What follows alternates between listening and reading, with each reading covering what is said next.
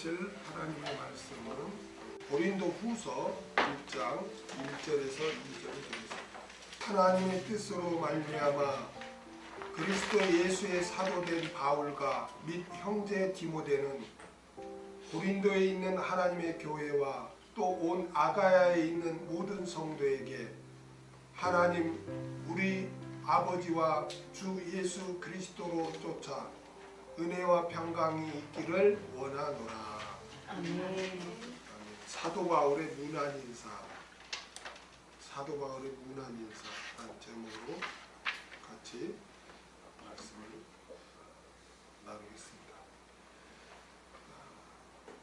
우리가 지난주까지 고린도 전서를 하나님의 은혜 가운데 잘 이렇게 마치고 또 이제 이번 주부터 고린도 후서를 또 같이 살피게 되었습니다. 사도 바울은 AD 50년경에 고린도에 가서 복음을 증거해서 고린도 교회를 세우고 52년경에 2년 동안 복음을 증거하고 교회를 세우고 52년도에 에베소에 머물면서 복음을 전하고 그렇게 가르쳤습니다. 그 후에 3년이 지난 55년에 고린도 교회에 발생한 문제들과 또 고린도 교인들이 질문한 내용에 대해 고린도 전서를 써서 이렇게 고린도 교회 에베소에서 보냈습니다. 그런데 고린도 전서를 이렇게 보낸 몇 개월 후에 고린도 교회 상황이 더 악화됐어요. 그래서 그 소식을 듣고 사도 바울이 급히 에베소에서 고린도 교회를 방문했으나 그 고린도 교회 반대자들로 인해서 거기서 어떻게 그 문제를 해결하지 못하고 다시 에베소로 오게 됐어요. 고린도 교회 교인들 중에는 자신의 잘못된 신앙을 그 고린도 전서를 통해서 뒤돌아보고 회개하는 자들도 있었지만 거짓 사도들의 그 획책에 의해서 일부 교인들은 사도 바울의 사도권을 막 부인했어요. 사도권. 그래서 바울이 무슨 사도냐라고 하는 그런 문제가 더욱 발생했습니다. 이러한 상황에서 사도 바울은 자신의 그 사도직을 방어하고 내가 그 하나님의 사도임을 스스로 증거할 수밖에 없었어요. 사도를 부인하니까. 그래서 고린도후서를 기록해서 이제 다시 고린도 교회에 이렇게 보냅니다. 고린도후서는 크게 세 부분으로 구성되는데 1장에서 7장까지는 사도 바울의 직무에 대해서 기록했어요. 사도 바울의 직무. 그러니까 내가 사도로서 이러이러한 일을 내가 했다. 직무 수행을 기록해요. 그리고 8장과 9장은 내가 이방인의 사도로서 여러 이방 지역에 돌아다니면서 복음을 전하고 교회를 세웠고 또 그들이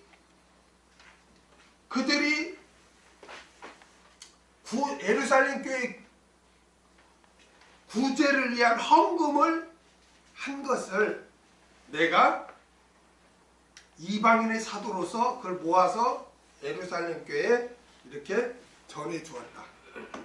그래서 구제에 대한 기록을 합니다. 그리고 다시 10장부터 13장까지는 바울의 사도적 권위, 내가 사도로서의 권위가 있음을 또 적극적으로 기록을 합니다. 그러니까 한마디로 고린도후서는 뭐예요?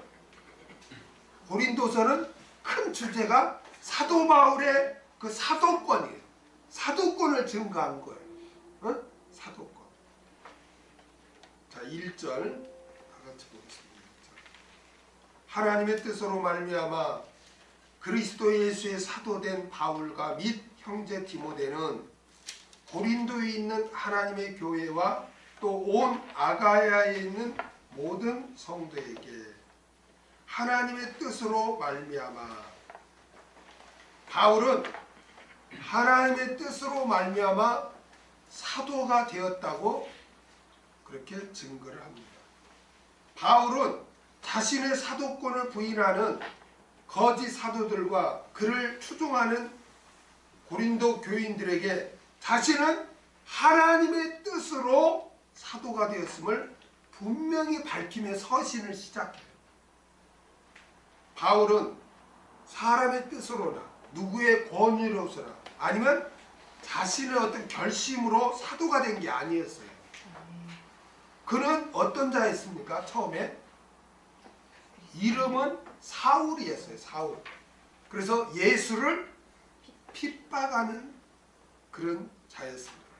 사도 바울은 유대교의 산헤드린 공회의 회원으로서 기독교, 예수님, 즉 그리스도인을 핍박하는 그러한 일을 했던 그런 사람입니다.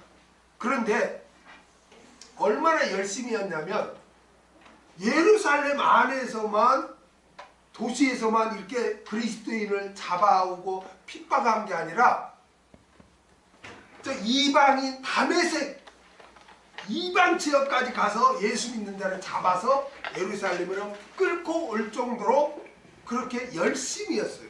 예수를 핍박하는 일에 열심히 했어요.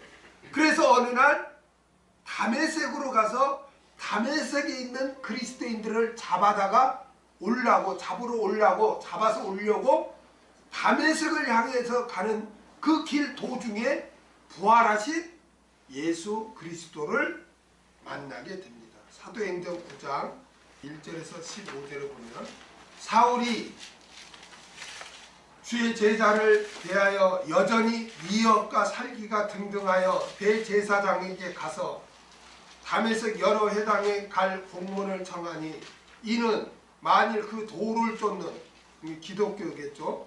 그 돌을 쫓는 사람을 만나면 물론 남녀하고 결박하여 예루살렘으로 잡아오려 함이라.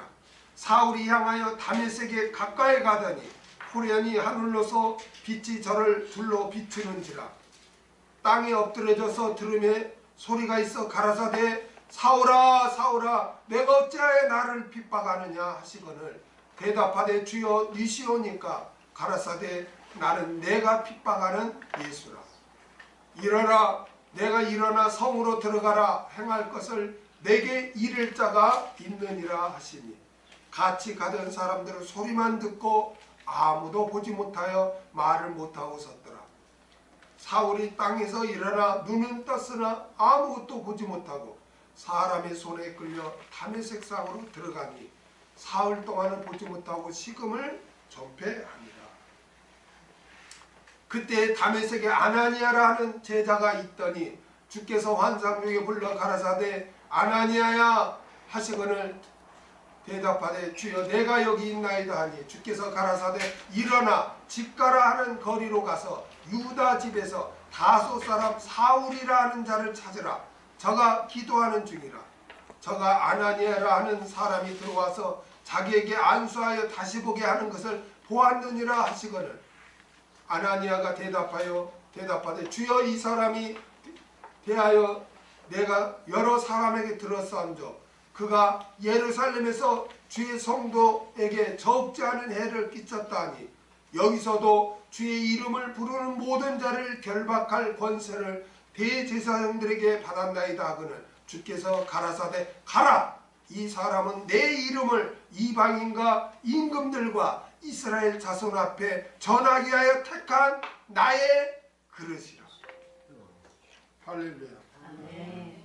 하나님께서는 자기의 뜻을 따라 강권적으로 바울을 부르셨고 사도로 삼으신 줄로 믿습니다.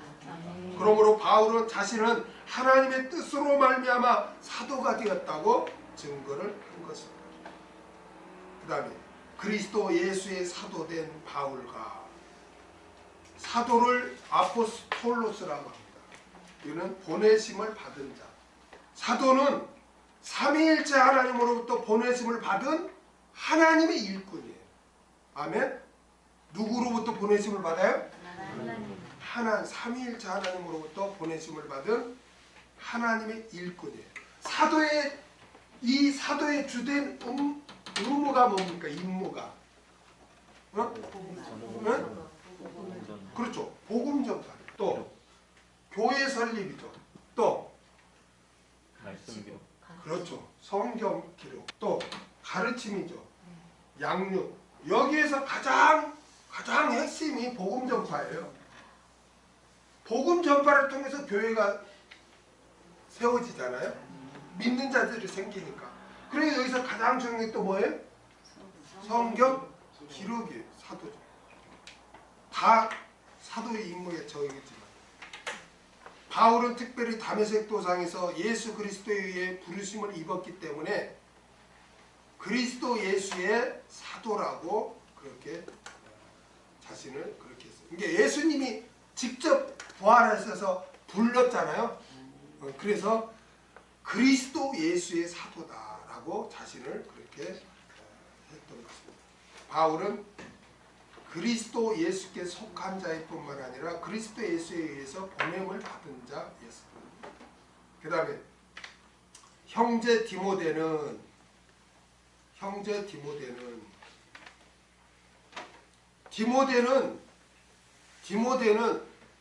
헬라인 아버지와 유대인 어머니 사이에서 태어났어요.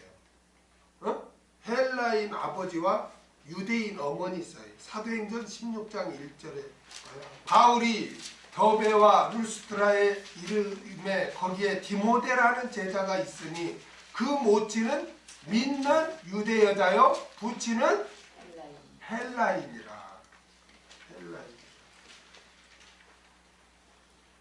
여러분 그 유대인은 있잖아요.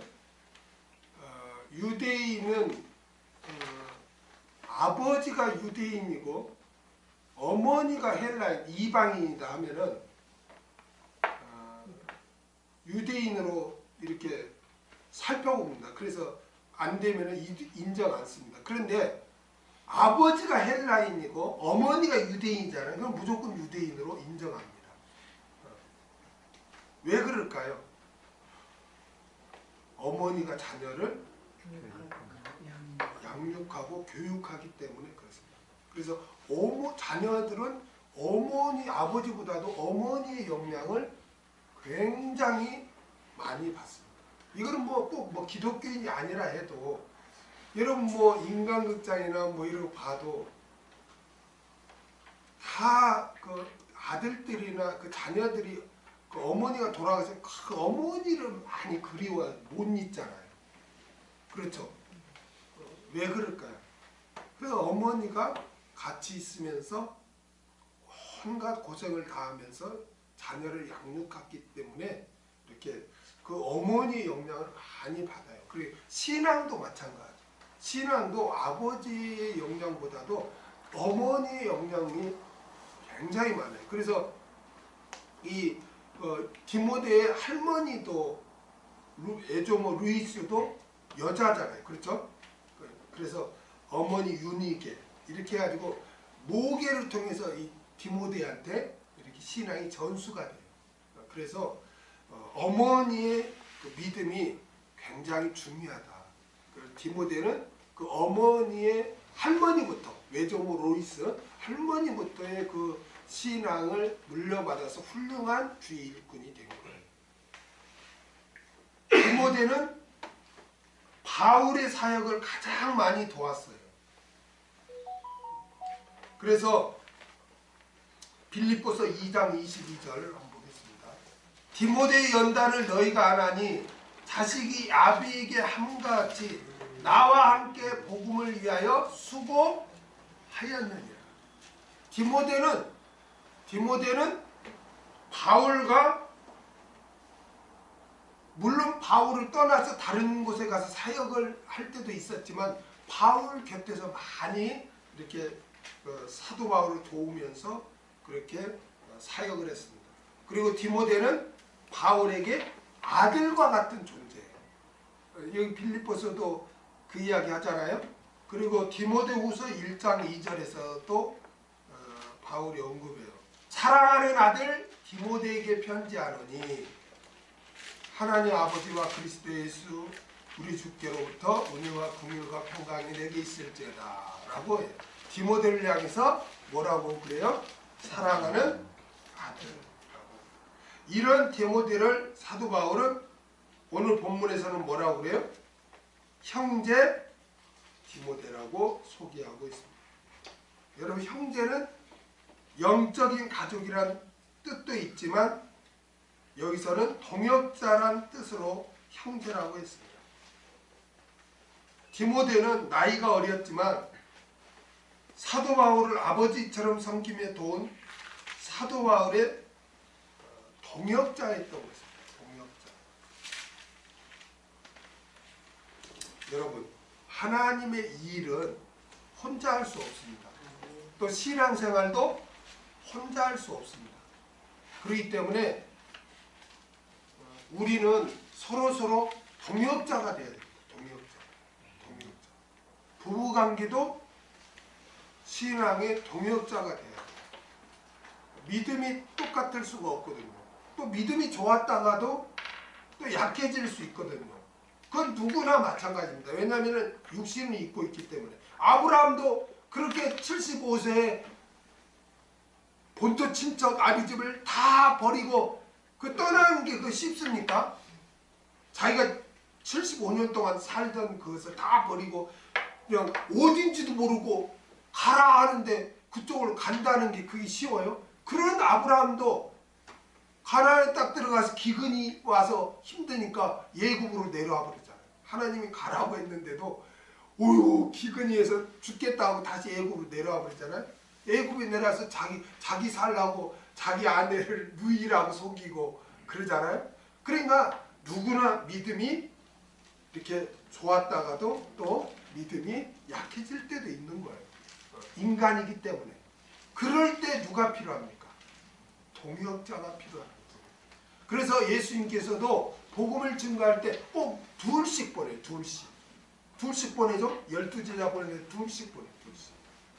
그래서 우리는 서로 동역자가 돼요. 부부간에도 동역자가 돼요. 아멘? 믿음이 연약할 때 그것을 왜 그러냐고 하지 말고 인간은 누구나 연약하고 부족할 수 있다. 그래서 항상 돕는 그런 역할을 해야 돼요. 격려하고 위로해주고 붙들어주고 연약한 자를 밀어버리지 말고 붙들어주라고 바울이 그러잖아요. 그래서 항상 부모와 자식 간에도 동역자가 돼야 돼요. 동역자가. 그래서 부족할 때 왜 그러냐고 하지 말고 그걸 기도해주고 힘내라고 하고 서로 해서 신앙이 이렇게 죽지 않도록 동역자가. 바울도 혼자 그렇게 복음을 전했나요? 아니에요. 우리가 성경을 보면 항상 바울 곁에 동역자들이 있었어요. 그 중에 한 사람이 디모데인 거예요. 근데 그 디모데가 아들뻘이에요. 아들뻘인데 너는 나보다 한참 어리니까 하고 무시하고 그러지 않고 그런 어린 디모데지만 동역자로 얘기했다. 동역자.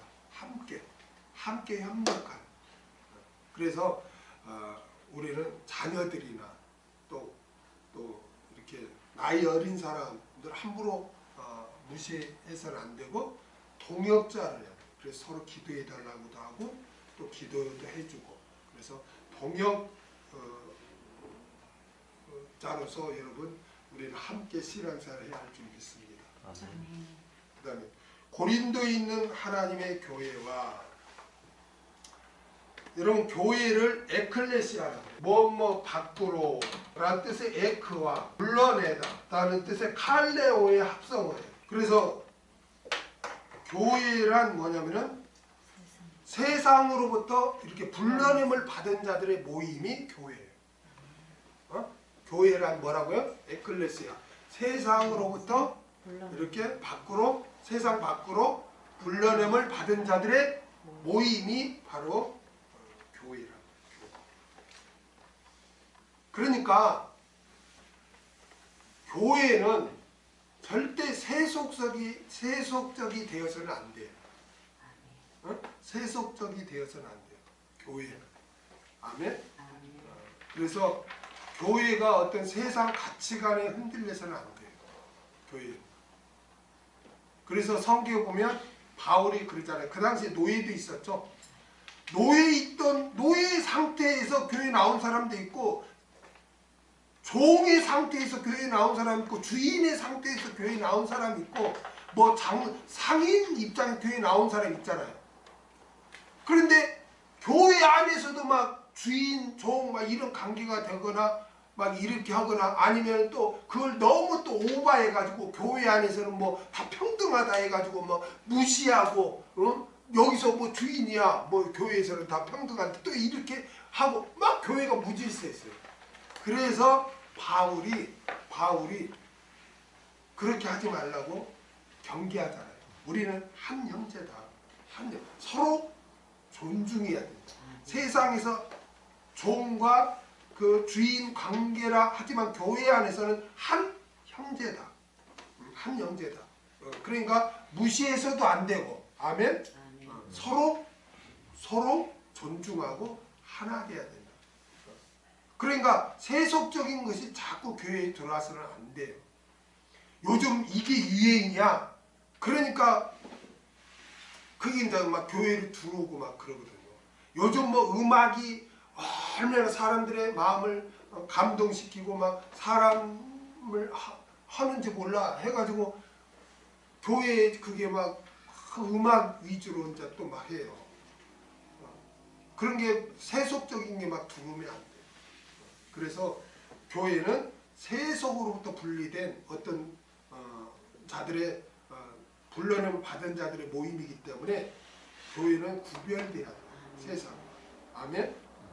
그래서 교회는 어떤 세상의 영향을 받는 것이 아니라 하나님의 통치가 이루어지는 것이 교회예요.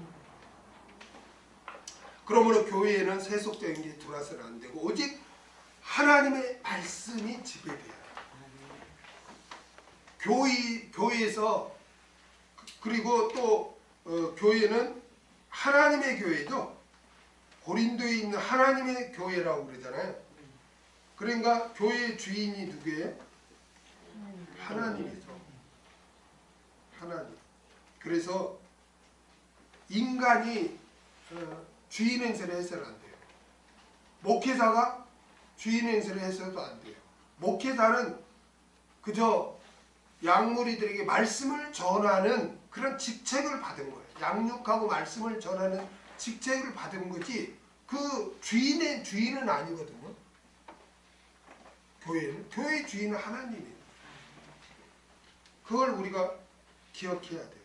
사도 바울이 고린도 교회를 하나님의 교회라고 언급한 것은 고린도 교회의 거짓 사도들이 침투하여 사도 바울의 권위를 깎아내리고 교회를 어지럽힌 것에 대해 지적하며 교회는 인간이 좌지우지하는 것이 아니다. 하나님의 통치가 이루어져야 한다. 그런 것을 깨닫게 하기 위해서 하나님의 교회라고 언급을 합니다. 그 다음에 또 온 아가야에 있는 모든 성도에게. 헬라는 누구에게 의해 정복당합니까? 로마에 정복당하죠. 로마에 정복당하면서 헬라는 어떻게 나눠지냐면 이런 헬라는 이렇게 마게도냐 지역과 아가야 지역으로 이렇게 나눠져요. 이 아가야 지역의 수도가 고린도에 있다는 거예요. 고린도.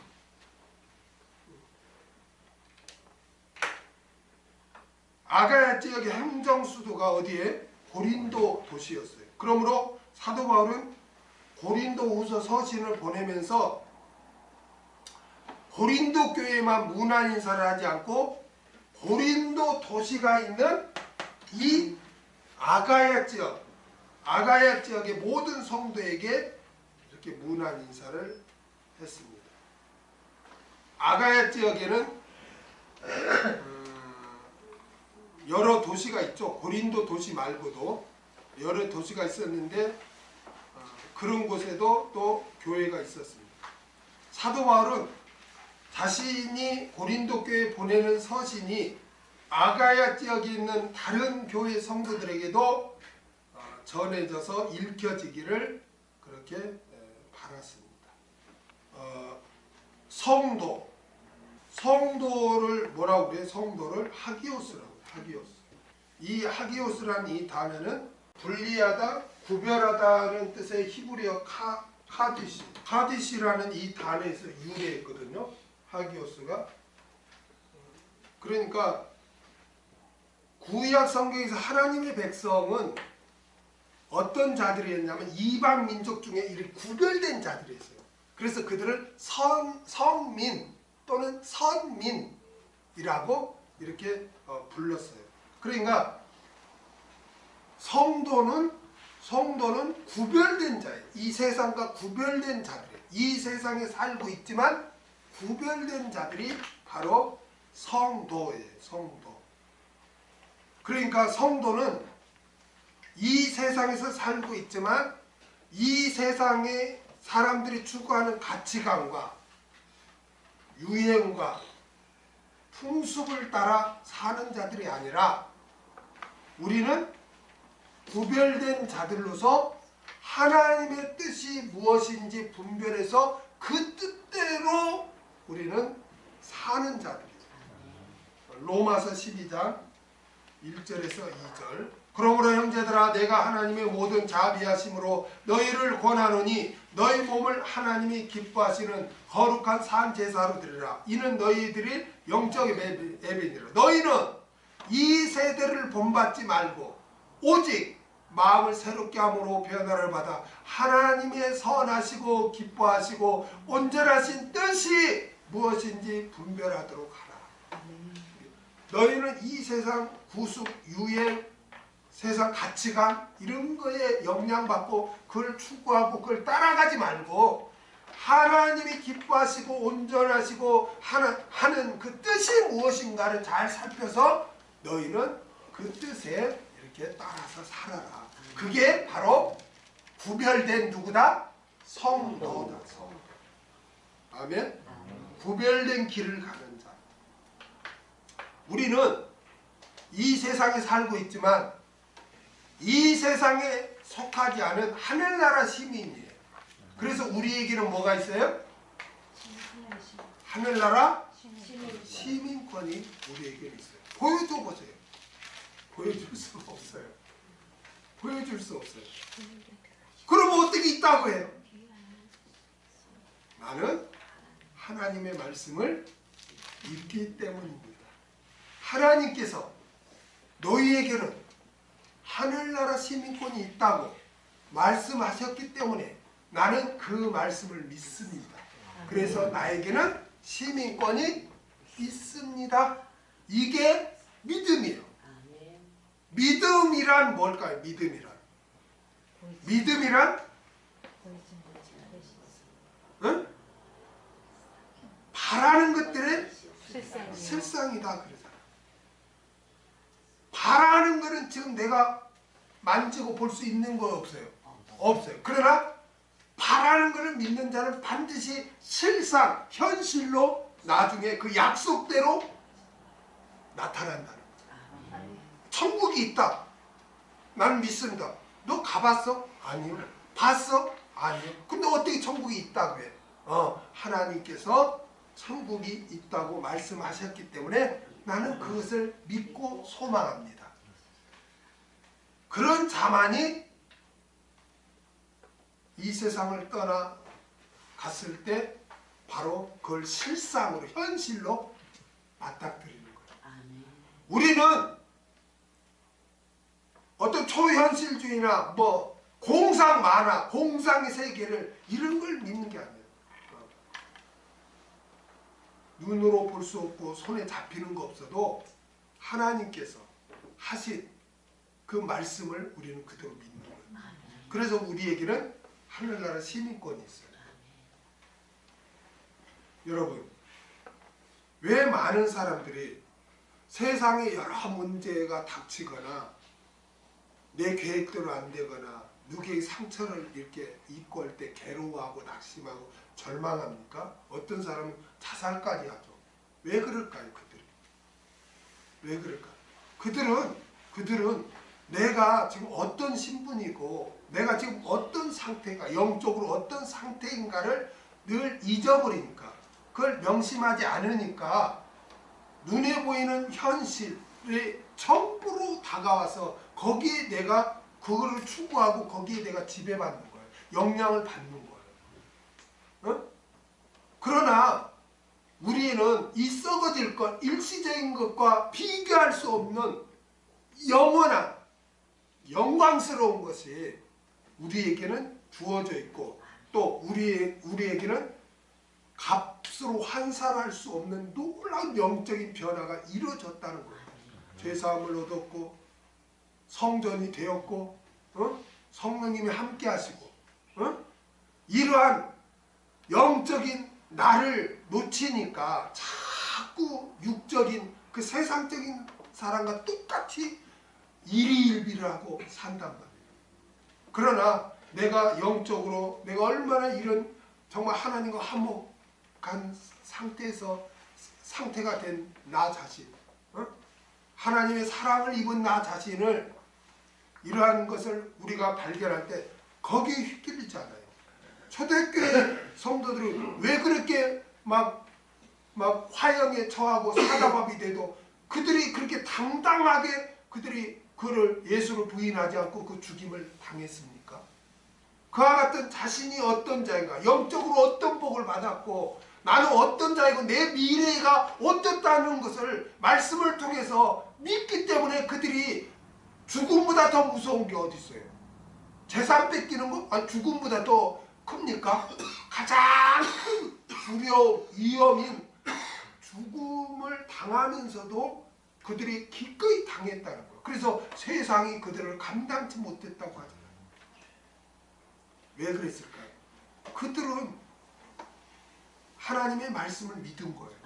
영적으로 내가 어떤 자인가, 장차 어떻게 될 것인가 이걸 믿기 때문에 눈에 보이고 일시적인 현실에 좌지우지 않았다는 거예요. 우리 성도들은 바로 그와 같은 자들이에요. 이 세상과 우리는 구별된 자들이에요. 믿습니까? 그래서 우리는 하늘나라 시민권이 나에게 있음을 굳게 믿고 천국의 법인 하나님의 말씀을 우리가 순종하고 만왕의 왕이신 하나님의 통치를 받으며 살아야 할 줄 믿습니다.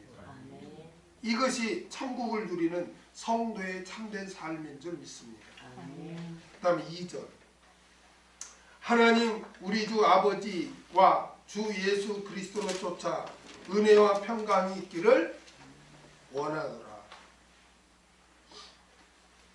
하나님 우리 아버지와 바울은 하나님을 우리 아버지라고 그렇게 부르고 있어요. 여기에서 우리 아버지는 성부 하나님을 가리키죠. 하나님은 나 혼자만의 하나님이 아니고 우리 모두의 아버지이십니다. 그러므로 하나님을 섬기는 성도들은 남이 아니라 영적인 가족인 거예요. 여러분. 모두 하나님 아버지를 섬기는 하나님의 자녀들인 거예요. 믿습니까? 그래서 하나님을 향해서 우리 아버지, 하늘에 계신 우리 아버지, 주님 가르치는 기도에도 그렇게 나오죠. 왜 아버지를 향해서 나의 아버지 이렇게 하지 않고 우리 아버지 이렇게 할까요? 이것은 우리라는 거예요. 그래서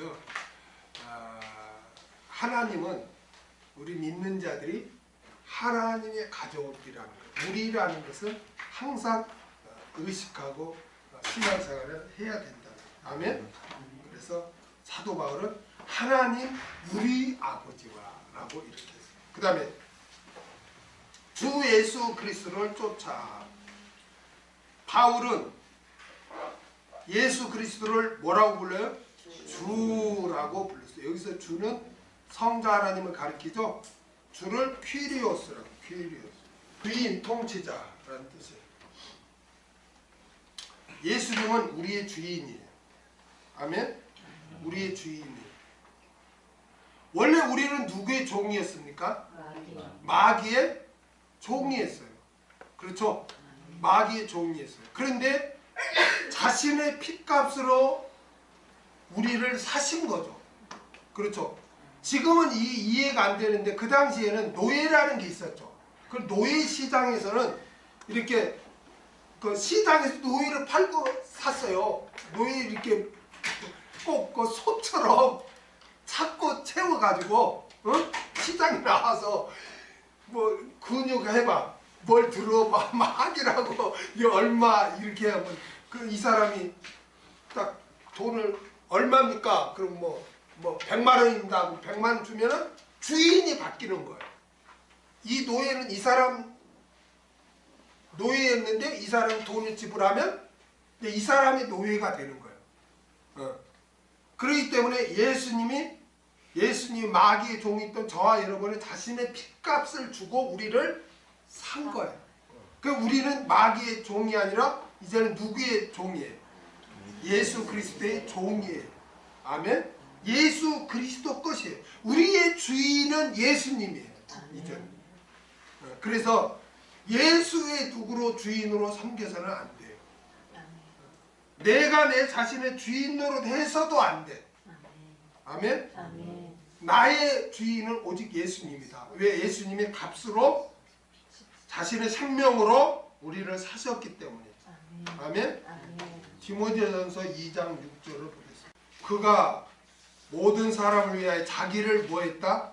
속전으로 주셨다. 속전, 값을 치루었다 이 말이죠. 값을 지불했다. 자신의 생명으로 값을 지불했다. 그래서 우리는 이제 누구 거예요?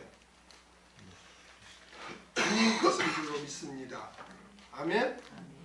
그러니까 우리는 오직 예수님을 나의 주인으로 섬기고 또 예수님을 만왕의 왕으로 섬겨서 그 통치를 받아야 돼요. 아멘. 우리는 그리스도인은 그래서 자기가 자기 주인 행세를 하면서 그렇게 자기 마음대로 살아서는 안 되고 주님 뜻대로 살아요. 노예가 누구의 뜻대로 살아요? 노예가? 주인 뜻대로 살아요. 주인이 이거 해라 하면 그거 해야 돼. 그게 노예예요. 그래서 우리는 항상 주인의 뜻대로 우리가 살아야 할 줄 믿습니다. 그런데 오늘 본문에 보면 여기 우리 하나님 우리 아버지와 주 예수 그리스도를 쫓아할 때 그 하나님 우리 아버지와 주 예수 그리스도 그랬잖아요. 여기 와가 이 와가 뭐냐면 카이예요. 카이는 등위 접속사. 등위 접속사는 뭐냐면 A와 B가 뭐다? 똑같다는 뜻이에요. 같다. 하나님 우리 아버지와 주 예수 그리스도가 등위 접속사 카이로 연결돼서 똑같다. 단일성, 통일성을 강조해요. 그러니까 하나님 아버지와 주 예수 그리스도는 뭘 말하냐면 삼위일체 하나님을 가르쳐요. 삼위일체 하나님. 하나님 아버지와 주 예수 그리스도는 뭐하다? 똑같다. 하나이다. 는 뜻이에요. 오늘 개념 설명을 많이 하는데 그러면은 간단하게 삼위일체 하나님에 대해서 간단하게 한번 개념 정리를 한번 해봅시다. 많은 사람들이 내가 믿는 하나님은 어떤 분이신가를 막연하게 알고 있어요. 왜 막연하게 알고 있을까요? 왜 막연하게 알고 있을까요? 개념 정리를 안 하기 때문에, 못 듣기 때문에 막연하게 아는 거예요. 신앙생활도 막연하게. 그럼 삼위일체 우리 하나님을 설명해 보라면 교회를 10년, 20년 다해도 설명을 못해. 아니 내가 믿고 따르고 내는 분이 어떤 분인가를 정확하게 알지 못하면서 내가 따른다? 이거는 뭐가 좀 잘못된 거 아닙니까? 아니 내가 믿는 분이 어떤 분인가를 정확히 알아야지. 대충 이렇게 알고 그분을 따른다? 대충 아는 분한테 내가 목숨까지 내놓을 수 있어요? 그분을 위해서? 대충 아는데 누군지 자세히 모르고 대충 아는데 내가 그분을 위해서 내가 헌신할 수 있어요? 목숨 내놓을 수 있어요? 없어요. 내가 믿는 분이 어떤 분인가를 정확히 알 때 우리가 분명한 신앙생활을 할 수 있는 거예요. 그렇죠? 자, 삼위일체. 그러면 삼위일체 하나님은 어떤 것이냐? 이거 삼위일체를 하면 한 3주에 걸쳐서 하니까 그렇게는 할 수 없고 오늘 나온 개념을 짤막하게 핵심만 이렇게 내가 정리해 드릴게요. 자, 우리가 믿는 하나님은 성부, 성자, 성령의 삼위 이걸 삼위라고 해요. 삼위는 뭐냐? 성령의 세 인격체라는 거예요. 세 인격체. 분명하게 세 인격체야. 어떤 분은 그래? 삼위일체가 뭡니까? 어떻게 설명할까요? 대부분 어떤 사람 이렇게 설명해요. 아, 하나님은 몸이 하나인데 성성자 성령 이렇게 있는 게 삼위일체 아닙니까? 왜 그렇게 생각을 해요? 이 일체 몸이 하나라고 해서 그 일체가 아니죠. 그렇죠? 이렇게 생각하는 사람이죠. 그럼 뭐야 대간절? 이거 무슨 괴물도 아니고. 하나님은 세 인격체예요. 세 인격체라는 건 뭐냐면은 하나님은 세 분이라는 거예요. 세 분. 하나님은 세 분이야. 성부, 성자, 성령 세 분이야. 어? 이해가 돼요? 아멘. 분명하게 성령 하나님, 성자 예수님, 성령 하나님 세 분이야. 세 분이야. 그러면 목사님 그러면 삼신이잖아요. 어? 삼신이잖아. 세 분이면 삼신이잖아요. 이렇게 또 물어봐. 그렇죠? 그럼 삼신이면은 이건 또 다신이 되잖아. 아니야. 그러면 하나님은 그럼 뭐예요? 세 분이에요? 한 분이에요? 한 분. 한 분. 일신론이 뭐냐면은 유대교에서 주장하는 게 일신론이에요. 오늘날은 일신론을 주장하는 데 어디죠? 어? 오늘날 여호와 증인들이죠. 그렇죠? 뭐 예수는 선지자고 하나님이 아니다. 이런 게. 오직 일신론이라는 것은 오직 여호와 하나님만 신이다. 일신론. 뭐라고요? 여호와 하나님만 신이다. 하나님이다. 이게 일신론이야. 이게 성부 하나님은 하나님이고 예수님은 아니다. 선지자의 역할이다. 아니다. 이렇게 해요. 그러니까 왜 잘못된 거죠. 그렇죠? 그러면 삼위일체가 뭐냐? 하나님은 삼위일체는 성경 전체적으로 보면 삼위일체라는 단어가 나오는데 삼위일체라는 이 단어는 성경에 없어요. 그럼 어떻게 이 삼위일체란 말이 나왔는가? 그거는 성경을 전체적으로 성경 말씀을 놓고 보니까 삼위일체로밖에 표현할 수가 없다는 거예요. 어? 그래서 신학자들이 다 삼위일체로 하나님을 표현을 하는 거예요. 그러면 삼위일체가 뭐냐면 삼위일체는 하나님은 성부, 성자, 성령 이 세 인격체인데 세 인격체지만 하나로 존재하는 거.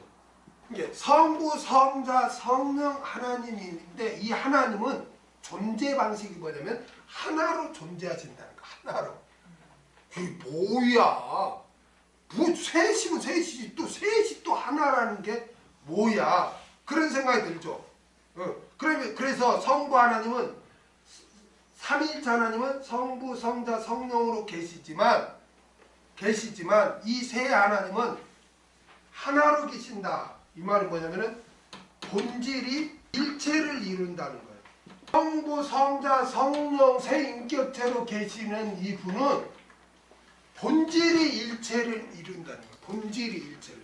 그럼 본질이 일체를 이룬다는 게 뭐냐? 본질이 일체. 본질이 똑같다는 거예요. 본질이 똑같다. 그럼 본질이 똑같다는 게 뭐냐고요? 본질이 똑같다는 게 뭐냐고요? 그렇죠? 본질이 똑같다는 거예요. 이거는 하나님의 신성, 하나님의 성품, 하나님의 뜻, 하나님의 영광, 누리는 영광이 전혀 차이가 나지 않고 똑같다는 거예요. 똑같아. 왜? 하나님의 성품, 신성, 전능함에 있어서 똑같아. 성부 하나님도 전능하셔. 뭐든 다 할 수 있어. 성자 하나님도 전능하셔. 뭐든 다 할 수 있어. 성령 하나님도 전능하셔. 모든 건 다 할 수 있어. 신성이 똑같아. 하나님의 성품이 똑같아. 성부 하나님도 거룩하시고 성자 예수님도 거룩하시고 성령 하나님도 거룩하시고 성품이 성부 하나님도 공의로우시고 성자 예수님도 공의로우시고 성령 하나님도 공의로우시고 성품이 똑같아. 성품. 그 다음에 하나님의 뜻이 똑같아. 의견이 다르지 않아. 똑같아. 삼신하고 삼위일체의 하나님하고 뭐가 다르냐? 삼신은 각각 독립적으로서 자기의 뜻과 의견이 다 달라. 뭔 말인지 알아요? 그러나 삼위일체 하나님은 위격이 성부, 성자, 성령 하나님이 있지만 그분의 뜻이 생각, 뜻, 계획, 행동, 의지 이런 게 똑같아. 일체의 차이가 없어. 동일해. 이해가 되죠? 동일해. 이게 본질이 똑같다. 일체를 이룬다는 것은 몸이 하나라는 게 아니라 본질이 동일하다는 거예요. 그럼 본질이 뭐냐? 하나님의 성품, 하나님의 신성, 하나님의 뜻, 하나님의 영광이 똑같아. 어떤 사람 성부 하나님이 제일 높고 그 다음에 성자 하나님이고 그 다음에 성령 하나님이 아닙니까? 이거는 종속론이야. 이건 삼위일체를 부정하는 거. 하나님이 아버지가 누리는 영광이나 예수님이 누리는 영광이나 성령님이 누리는 영광은 동일해. 똑같단 말이에요. 이걸 여러분이 꼭 잘 기억해야 돼. 본질이 똑같다. 동일하다. 본질이 똑같다. 본질이 똑같다. 동일하다. 이해가 되죠? 여기까지. 그러면 이 삼위 하나님은 본질이 똑같은데 그럼 어떻게 존재하는 거예요? 어떻게 존재하는 거예요? 본질이 똑같은데. 본질이 똑같은데 언제 상호 통제와 함께 하심으로 존재하십니다. 이게 무슨 말이냐면 상호 통제란 말이 무슨 말이냐면 성부 하나님 안에 성령님도 계시고 그러니까 예수님도 계시는 거야.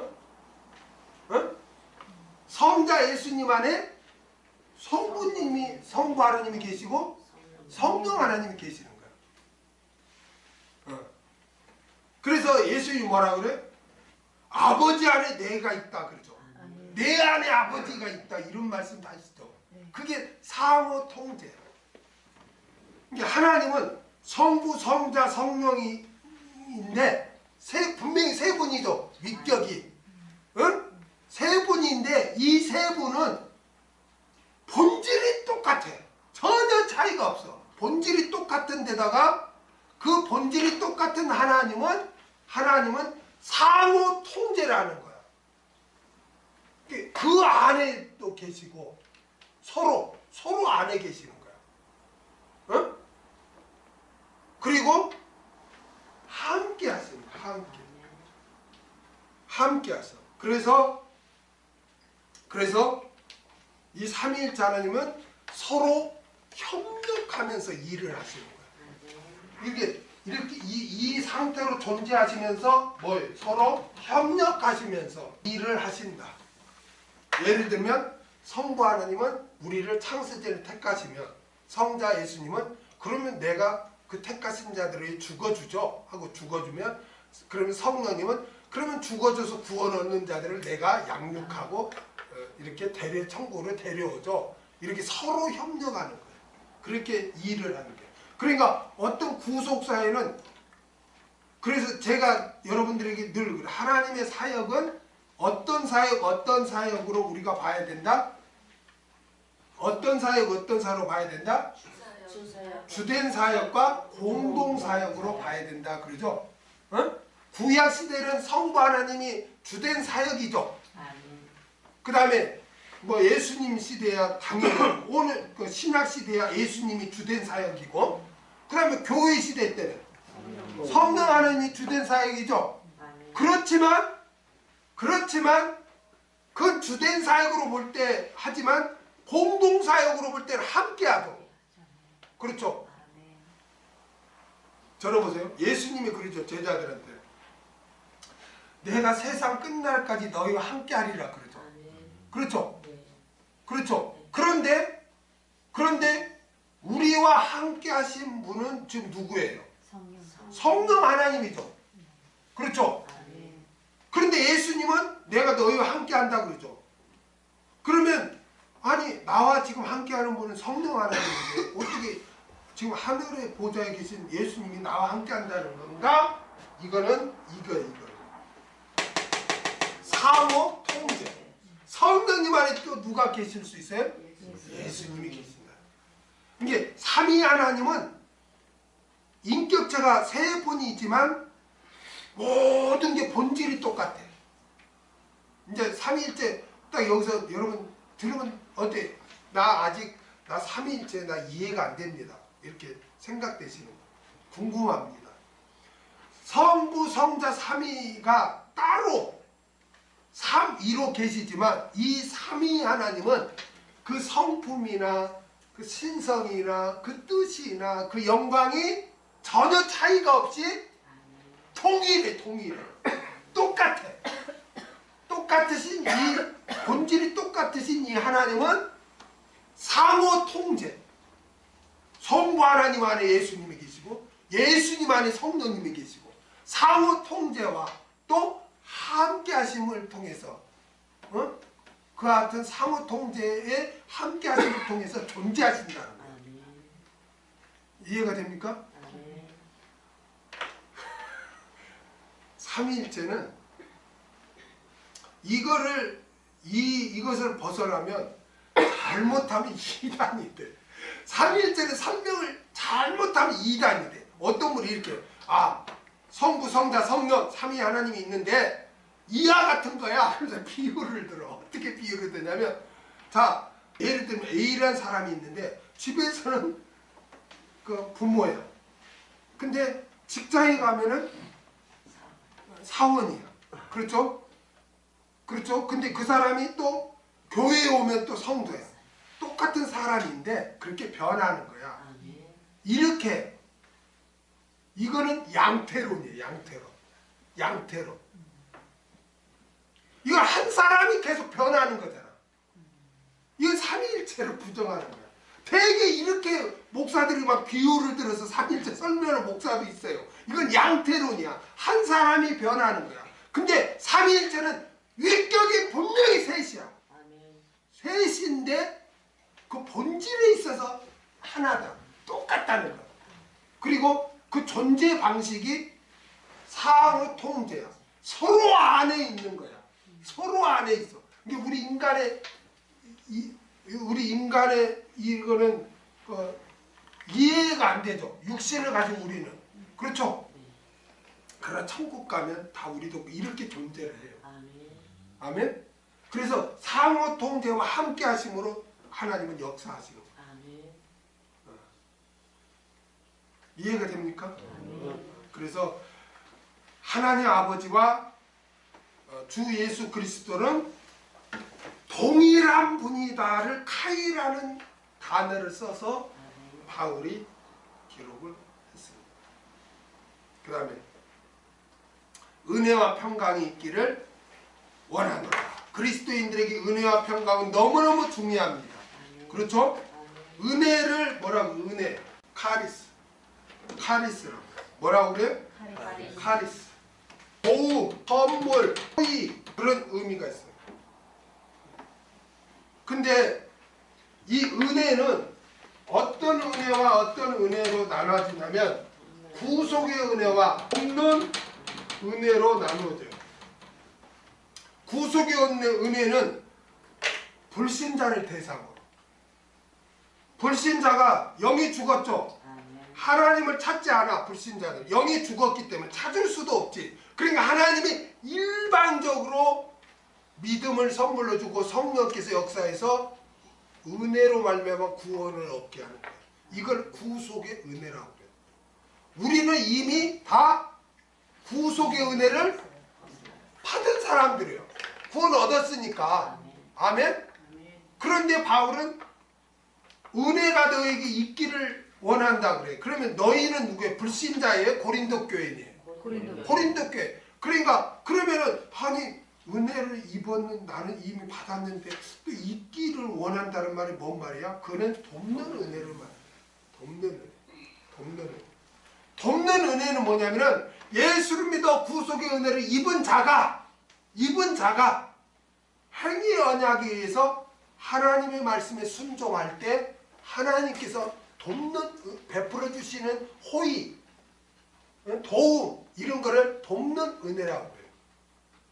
그러니까 너에게 은혜가 있을지어다 있기를 원하노라 이 말은 예수 믿어 구속의 은혜를 입은 너희들은 하나님의 말씀에 순종함으로 말미암아 하나님의 돕는 은혜를 받기를 나는 원한다. 지금 그 말이에요.